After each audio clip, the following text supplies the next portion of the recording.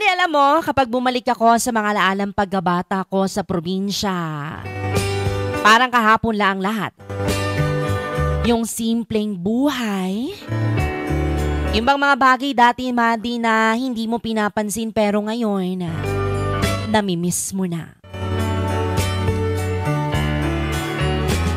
Mani, tuwing umaga, gigising ka sa tilaok ng manok at hindi sa alarm clock.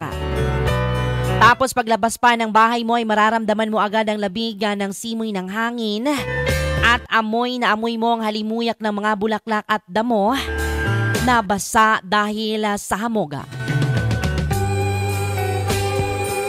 Yung tipong hindi mo na kailangan magmadali.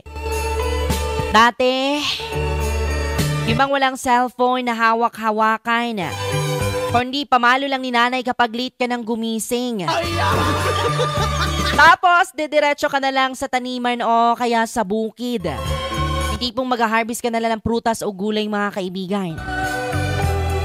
Laging may mga alagang kambing o mga hayop, at iba't ibang hayop pa yan.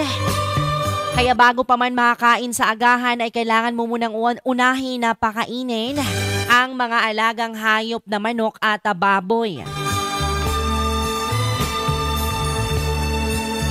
Mga Madi, ang saya ng laro namin noon. Simple lang pero sobrang saya. Yung tipong naglalaro lang kami ng tago-taguan sa may damuhan o di kaya gagawa kami ng mga baril-barilan gamit ang mga sanga at puno ng dahon. Di na kailangan ng gadgets noon, mga kaibigan, kasi sapat na ang kalikasan para mag-enjoy ka. Pagdating mo ng hapon, mag-uuwian ng mga tao galing sa bukid at ang mga kapitbahay, Madi, na halos magkakasabay na kaming maghapunan at sabay nang magkwentuhan hanggang sa aabutin ng dilim.